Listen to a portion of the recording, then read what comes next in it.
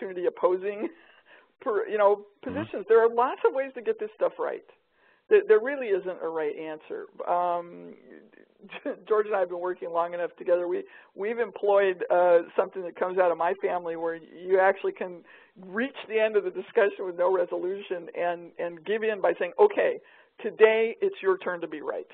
I will be flexible. I'll roll with it your way and see what happens. And, I'm going to look for the same kind of resiliency from you.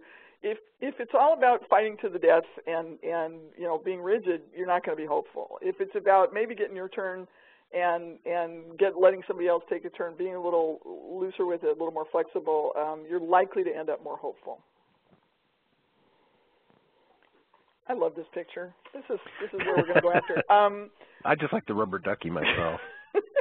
It is also true that you can't do right by others if you don't do right by yourself.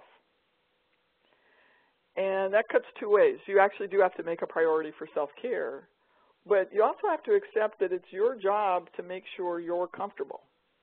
It is not other people's job to make sure you're comfortable. It's an important part of sort of responsibility in the workplace. When we look at hopeful groups of people, they're all pulling their weight about their own happiness. They're all trying to make sure that they're comfortable, and they're trying to take positive steps to get that.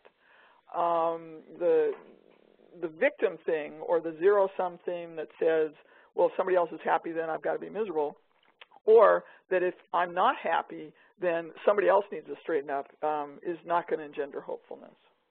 There is really so much more that you can accomplish together. And we talk about teamwork